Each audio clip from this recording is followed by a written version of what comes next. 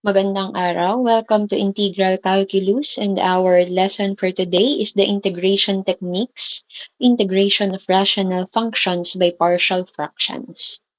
Let us define our lesson objectives. At the end of this lesson, you should be able to first recognize integrands where integration by partial fraction is applicable. We have to apply the different rules in partial fraction decomposition to rewrite rational functions, and to apply the standard integration techniques to solve for the integral of functions involving partial fractions. Okay, so let us introduce now these partial fractions. We have learned that integrals involving specific rational functions may be evaluated that leads to powers, logarithms, to an arctangent, and by a trigonometric substitution. However, there are certain types of quotients that all those methods mentioned will not allow us to integrate successfully. So meaning, may mga nakukuha tayo na given na kung saan hindi natin siya nai-integrate successfully. So therefore, meron pa tayong another techniques na kailangang mapag-aralan. So in this lesson, we will deal with the problem of integrating a complicated rational function, that is, the quotient of two polynomials, by expressing it as a sum of integrals of simpler functions called partial fractions that can be evaluated easily. So this process of taking a rational expression and decomposing it into simpler rational expressions that we can add or subtract to get the original rational expression is called partial fraction decomposition. This technique is called integration of rational functions by partial fraction. So, sana natatandaan pa natin kung paano nga ba tayong nagde-decompose ng ating rational functions using partial fractions. Okay, so this is now the partial fractions formulas wherein ito yung ginagamit natin kapag ginagamitan na natin siya ng partial fraction. So wherein px plus q over quantity x minus a multiplied by quantity x minus b, wherein a is not equal to b, meaning magkaiba sila. Okay, so therefore, papalitan lang natin siya ng a over x minus a plus b over x minus b. Okay, what about now if we have the same values of a and b, wherein sila naman ngayon ay may x minus a quantity squared or mas mataas. Okay, o kaya naman iisa. Nagbabago lang siya depende sa kanyang exponent. So, ibig sabihin, ganito naman siya nating pinapalitan. We have a over x minus a. Ito, raised to 1 muna, plus b over x minus a, 2. Okay, paano naman kapag yan ay naging 3? Like for example, so a-add lang natin siya ng c over x minus a quantity cube. Okay, hanggang sa mapunta siya kung ano ba yung inyong exponent. Okay? And then what about now if we have px squared plus qx plus r over x minus a multiplied by x minus b multiplied by x minus c. So, ang ginagawa lang natin dito, we have, pag-iwa-hiwalay natin lahat ng nasa denominator niya. So, we have a over x minus a plus b over x minus b plus c over x minus c. What about now if naghalo si 1 at si 2? Okay. So, ibig sabihin lang noon, ang gagawin lang natin ay same pa din. Okay? So, kapag meron tayong naka-square or meron siyang same ng kanyang denominator, okay, same sila, tapos naka-exponent lang. Ibig sabihin, pagsasamahin lang din natin siya. So, si a over x minus a plus b over x minus a raised to 2. Depende again kung ano yung inyong exponent. And then you add now si c over x minus b. Okay? So, what if naman ang nagiging denominator is x minus a multiplied by x squared plus bx plus c? Papalitan naman natin siya ngayon ng a over x minus a plus bx plus c over x squared plus bx plus c. Okay? So, nag-recall lang tayo. Now, how to do integration by partial fraction. So, first step, we check whether the given integrand is a proper or improper rational function. So, kailangan i-check muna natin, is it in a proper way or improper? Then, second step, if the given function is an improper rational function, identify the type of denominator. So, kailangan check din natin kasi kung papansinin nyo kanina yung formulas, iba't iba yung klase ng ating denominator. So next is we can now decompose the integrand using a suitable expression by comparing it with the 5 different forms given. And lastly, now divide the integration into parts and integrate the individual functions. So para mas maintindihan natin siya, let us now have our sample problems. So we have to evaluate now the integral of x squared plus 1 over x squared minus 5x plus 6. Okay. So para makita natin if this is integrable, actually mapapansin na natin agad na hindi, 'di ba? Tsaka wag na nating masyadong pahirapan din yung sarili natin kung ganyan din na nahihirapan tayo kaagad na i-integrate siya. Okay, so with this, ang una natin munang gagawin is to get the um, the proper functions. Okay, so paano yon? Ang gagawin lang natin is to divide the numerator by the denominator. So, ano ba yung numerator? That is x squared plus 1. So, we have now x squared plus 1 divided by the denominator of x squared minus 5x plus 6. Okay. So, ano ang una nating ginagawa? We divide x squared by x squared. So, x squared divided by x squared is 1. Very good. So, 1 times x squared is x squared minus 5x plus 6 over. Okay. So, i-minus lang natin siya. So, x squared minus x squared is now equal to 0. And then, since wala naman tayong ima-minus kay negative 5x, but take note that negative times negative is positive 5x. Then, 1 minus 6, 1 minus 6 is equal to negative 5. Okay. So, kung titignan natin, mas mababa na kaagad yung degree ng ating natitira, which is 5x, kaysa dun sa ating divisor, which is naka-square. Tama? So, ibig sabihin pala, yung kabuuan na ito ng bago natin ay equal kay 1 plus 5x minus 5 over our divisor of x squared minus 5x plus 6. Okay? So with that, pwede na natin siyang palitan. Meron na tayo ngayon na integral of 1 plus 5x minus 5 over x squared minus 5x plus 6. Then don't forget dx. Okay, pinalitan na natin siya. Kaya lang, sulat ulit natin siya. We have now, kapag siya ay dinistribute natin, 1 times dx is dx plus integral ni 5x minus 5 over x squared minus 5x plus 6. So, kung papansinin natin, yung nasa ilalim natin, actually pwede natin siyang i-factor out, right? So, kapag kinuha natin yung factor nito, x squared minus 5x plus 6 is equal now to x minus 2 multiplied by x minus 3. Okay.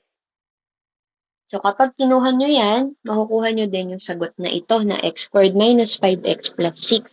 So, ibig sabihin, pwede natin siyang i-rewrite as integral of dx, so dx ay dito ha, plus integral of 5x minus 5 over x minus 2, x minus 3. Pero, kung titignan natin, mahirapan tayo dyan. Tama? Ito, integrable na to. integral of dx. Pero pagdating dun sa pangalawa, hindi pa to integrable. So dito na ngayon papasok si partial fractions. Okay. So using now the partial fractions, take note dito pa lang po tayo. Okay? Lipat ko na dito. So we have, kuhanin lang muna natin yung nakuha natin na 5x minus 5 over x minus 2 times x minus 3. So kung titignan natin, siya ngayon ay yung nandoon sa ating formulas na magkaiba yung kanyang nasa denominator. So therefore, paghiwalayin lang natin, una, we have the denominator of x minus 2, lagyan natin siya ng a, plus yung ating x minus 3 naman, and then another letter, which is b. So, ang next step natin dito is to get the values of a and b. So, ang pinakamadali dito is to let the value of x. Before that, ang gagawin muna pala natin is to multiply both sides by the denominator. Anong denominator? The x minus 2 multiplied by x minus 3. Okay, bakit? Para matanggal natin yung pagiging fraction niya. Okay, so with that, if we divide this dito sa ating left side, so makakancel lahat, tama? So ang matitira na lang is 5x minus 5 equal. Pag dinivide mo naman, minultiply mo naman kay a over x minus 2, ang makakancel ay si x minus 2, ang matitira ay si a multiplied by x minus 3. Plus, si b naman, pag ang dinivide mo is si x minus 3, makakancel si x minus 3, matitira ay si x minus 2. Okay, so again, we have to get the values of a and b. So, pinakamadali dito is to let values. Okay? So, una, para makuha natin yung value ni A, syempre, kailangan maging 0 si B. At para mag-0 si B, kailangan mong palitan yung value ni X, which is let X is equal to 2. So, with that, we have now 5 times 2 minus 5 is equal to A multiplied by 2 minus 3 plus B times 2 minus 2. So, papansin niyo 2 times 2 is just equal to 0. So, therefore, this is already now in 0. So, let us now simplify. 5 times 2 is 10 minus 5 is 5 is equal to A multiplied by 2 minus 3 is equal to negative 1. So, therefore, the value of A is equal to negative 5. So, nilipat ko lang si negative sa kaliwa. Okay. And then, para naman makuha natin yung value ni B, we have now what will be the value. So, mag-let tayo ulit. Ang kailangan naman natin, mag-0 si A. At para mag-0 si A, we have now to get the value of X as 3. So, therefore, we have 5 times 3 minus 5 is equal to A multiplied by 3 minus 3 plus b times 3 minus 1. Okay, so with this, 5 times 3 is 15 minus 5 is 10 is equal now to 0 ito. Then, ano ang makukuha natin? B times 3 minus 1 is 2. So, divide both sides by 2 para mag-cancel. Matitira si B ay equal kay 5. Very good. So, therefore, may values na tayo ni A and B.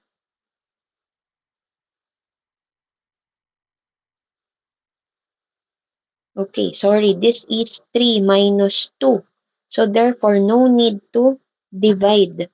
So, B is just equal to 10. Okay, very good. So, we have now, okay, to rewrite this, balik, balik na tayo dito.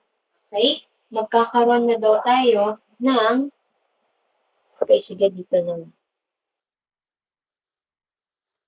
We have now integral of dx, huwag niyo munang kalimutan. Okay, and then, babalik natin, yung 5x na ito, papalitan na natin ng value na ito. Okay. So, therefore, since we have now the value of A is plus integral ng ano si A, that is a negative 5 over x minus 2 plus integral, okay, don't forget may dx, integral ngayon ng ano yung value ni B, that is 10 over x minus 3, and then don't forget my dx. Okay, so ibig sabihin nito, we can now proceed to our integration. Okay, so kung natatandaan ninyo, you're just going to let u, right? Pag nag-let u kayo, madalas dito, ang nililet u lang din natin is yung nasa ilalim.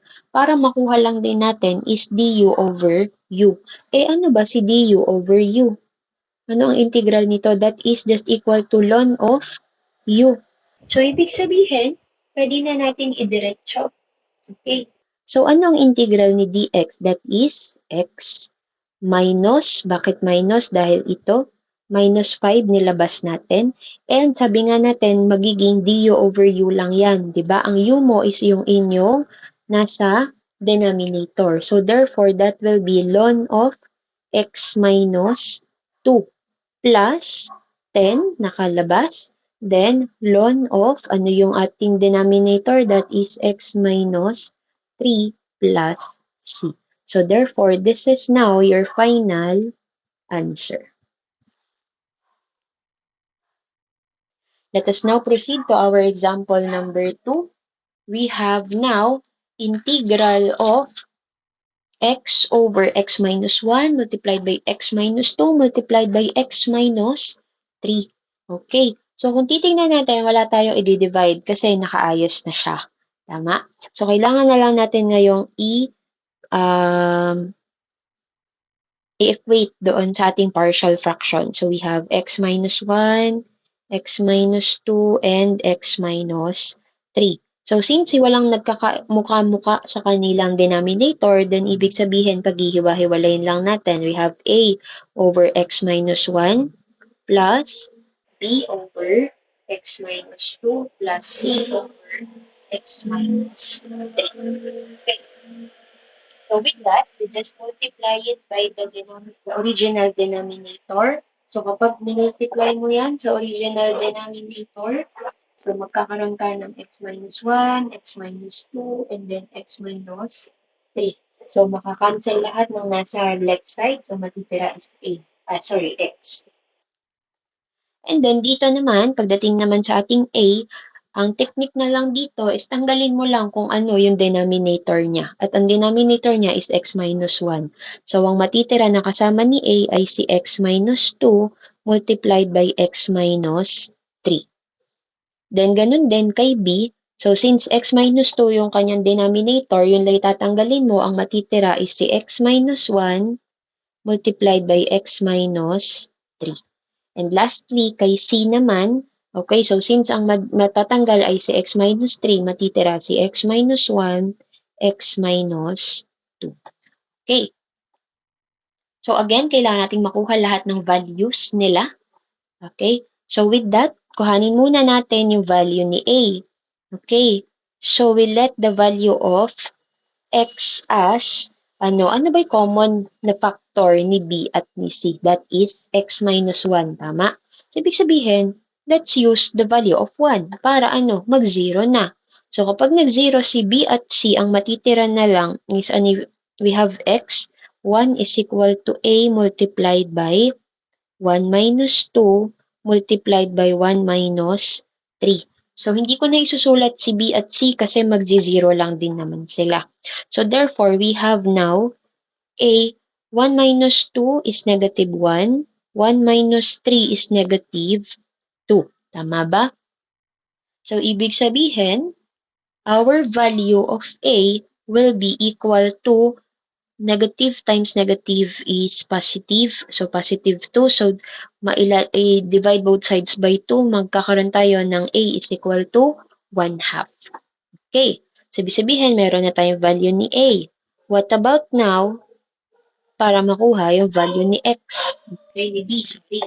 So, pag value naman ni B, ang kailangan mong kuhanin is ano yung common factor ni C at ni A, which is 2. Very good. So, ibig sabihin, ang kailangan mo ngayon mag-0 si A at C. C. So kapag ganun, mag-0 na si A kasi 2 minus 2 is 0. 2 minus 2 is 0. So we have now 2 is equal to B multiplied by 2 minus 1 multiplied by 2 minus 3. So therefore, this is now equal to 2 minus 1 is 1. 2 minus 3 is negative 1. So therefore, B is equal to negative 2.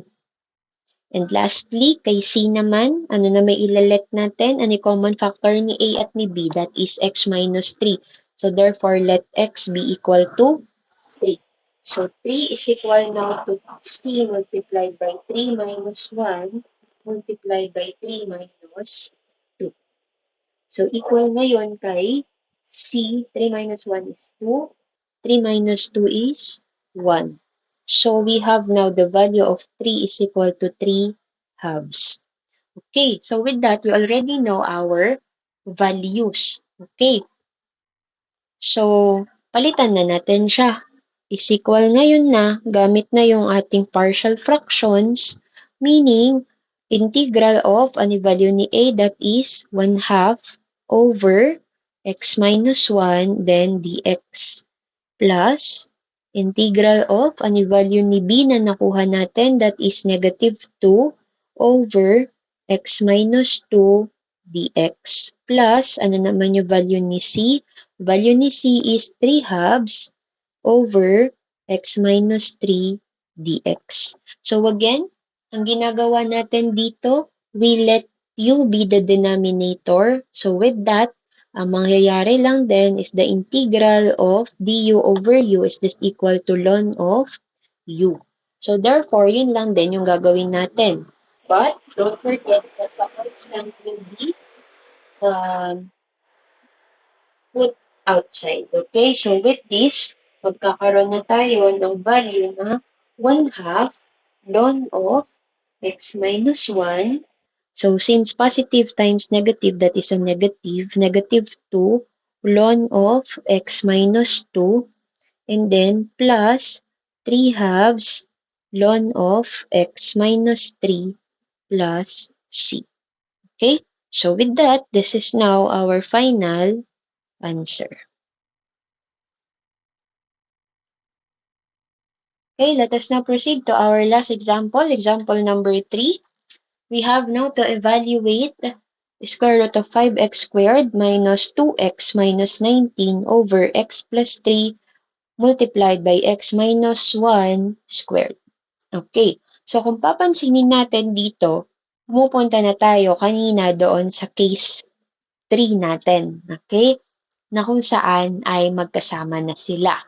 Okay, so with this, kung mapapansin natin, naka-factor out naman na yung ating denominator. So therefore, ko-convert na lang natin siya into partial fraction. So we have now 5x squared minus 2x minus 19 over x plus 3 multiplied by x minus 1 squared. Equal ngayon kay si A over x plus 3 plus si B over x minus 1 muna, plus si C naman, sa kanya tayo ngayon may x minus 1 squared. Okay? And then, we multiply both sides by the original denominator. Okay, so using now the technique. Okay, so kapag minultiply natin ito sa kanyang denominator, yung nasa left side, so matitira lang ay yung nasa kanyang numerator, 5x squared minus 2x minus 19 is equal now to A. Okay, so makakancel lang is si x plus 3, ang matitira ay si x minus 1 squared. Plus, si B naman, pag kinancel mo si x minus 1, matitira pa din si x plus 3, at may matitirang isang x minus 1. Then lastly, plus C, ano naman ngayon, pag tinanggal mo si x minus 1, ang matitira lang sa kanya is x plus 3. Alright. So with this, ang gagawin lang natin, let us get the values, okay, ng A, B, at C. So dito, ang pinakamadali natin unang makukuha is the value of C. Why? Kasi si A at si B ay may common factor na na 1. So, ang gagawin lang natin ngayon dito, let x be that is 1 para mag 0. So, therefore, 5 times 1 squared minus 2 times 1 minus 19 is equal now to, cancel lang tayo kay A at B. So, si C, mananatiling 1 plus 3. Okay? And then, let us solve now. 5 times 1 squared minus 2 times 1 minus 19. This will be equal to negative 16. So, 5 times 1 is 5, minus 2 is 3, minus 19 is 3 minus 19 is negative 16. And then, equal ngayon kay C times 4. So, we divide both sides by 4. Therefore, cancel, cancel. C is now equal to negative 4. Okay. So, with that, okay na tayo dito. Kaya lang, we still have to get the value of A and B. Wherein, medyo mahihirapan tayo. Why? Kasi, pwede natin makuha si A. Pero medyo mahihirapan tayo kay B. Tama? Kasi, pareho siyang may x plus 3 at x minus 1. Okay, so to get now simultaneously the values of A and B, let us use now the values or the other way on how to solve for the values of A, B, and C, wherein we're going to expand. Okay? I-expand natin yung mga nakuha natin sa values nila. Okay? So, how do we expand that? Okay? So, lipat ko lang. We have 5x squared minus 2x minus 19 is equal now to A.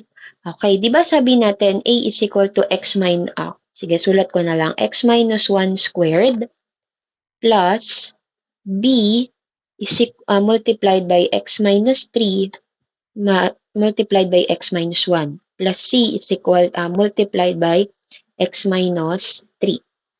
Okay, so we're going to expand everything na may naka-parentheses. Okay? So first, we have 5x squared minus 2x minus 19 is equal to A. Ano ang expansion ng x minus 1? That is x squared minus 2x plus 1. Plus, okay, si B naman. Ano yung magiging expansion ng x minus 3 times x minus 1? Okay, using your FOIL method, you can get the value of x squared plus 2x minus 3. Okay? You pause this video and you answer it. Tignan natin kung same tayo ng nakuha. Plus C multiplied by x minus 3. Okay. So ngayon, ang next step is to distribute the values. Okay, distribute mo si A sa lahat. Diyan. As well as si B. And then si C. Okay. So with that, magkakaroon tayo ng 5x squared minus 2x minus 19 is equal to A times x squared is ax squared minus 2ax plus a. Same goes with the b plus bx squared plus 2bx minus 3b plus si naman cx minus 3c. Okay. Next step natin dito is pagsamasamahin natin. Equate natin ngayon lahat ng magkakamuka ng degree.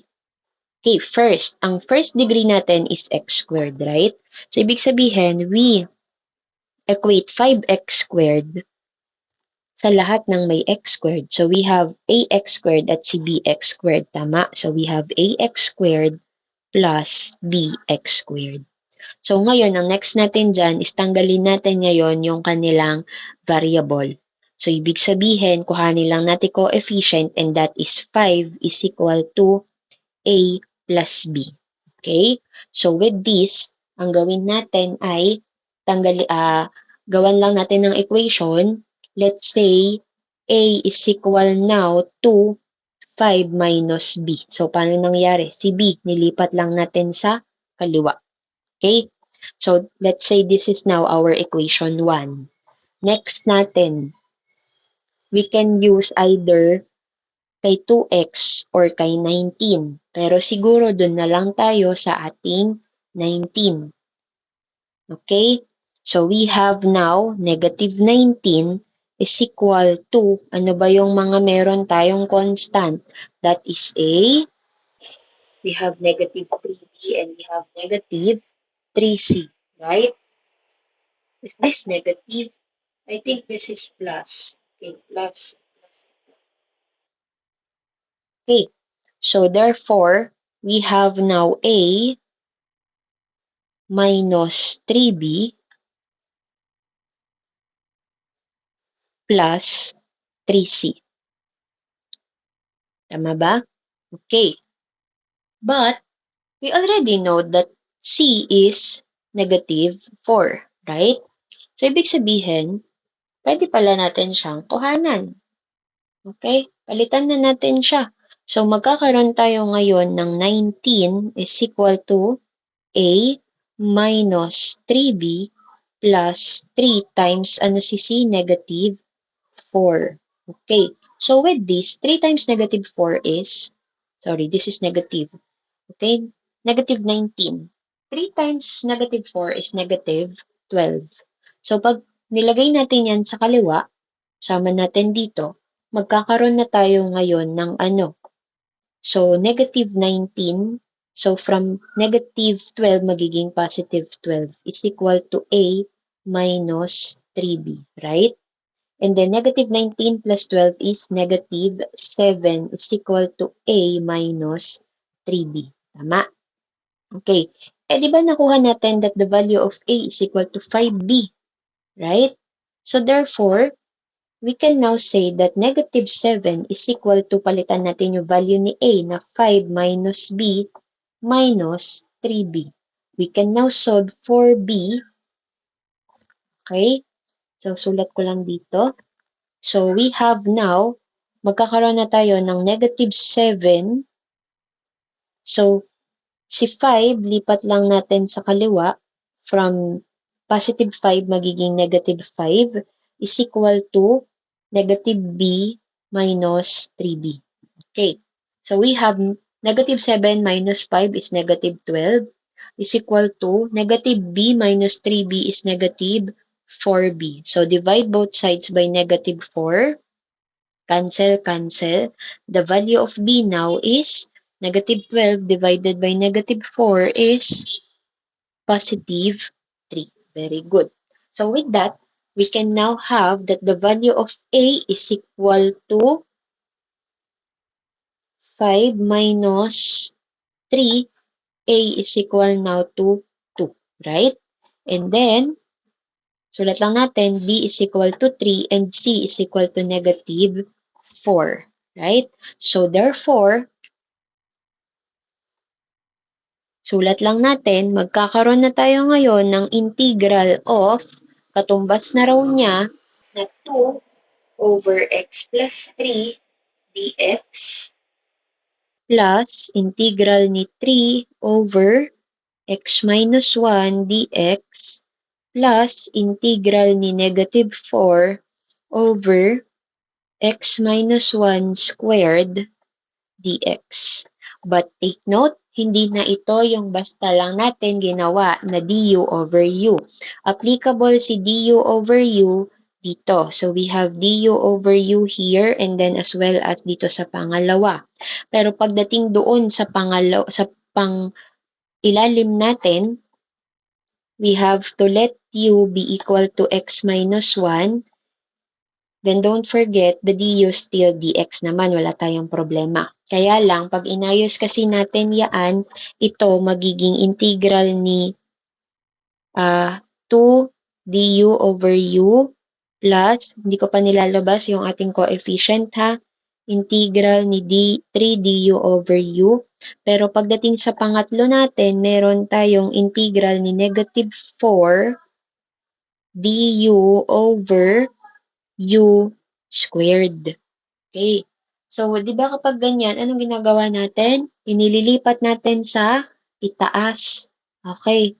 So, take note, ito po ha, lipat lang natin, magiging integral na ngayon siya ni negative 4 u raised to negative 2 du. Tama? Okay, so with that, we can now solve. Ano ba ang integral na ito? Ang integral niyan, labasan natin si negative 4. So, magiging u raised to negative 1 over negative 1. Tama ba? Okay, so negative sa negative magiging positive. Tapos ito, para mawala, lilipat lang natin sa ilalim. So therefore, we can now proceed in our final answer. And that is 2 ln of, ano ba yung ilalim natin? That is x plus 3. Plus 3 ln of x minus 1. And then, since nag-ano na siya, di ba? Nag-positive na. So magiging plus 4 over, okay, sorry, 4 over, ano ba yung nasa ilalim? We have x minus 1, then don't forget plus c. So with this is now our final answer. And for your activity, please answer this again in a yellow paper to be submitted on our face-to-face meeting. Okay, so if you have questions, then you have to collate them and will be addressed on our face-to-face meeting. So thank you for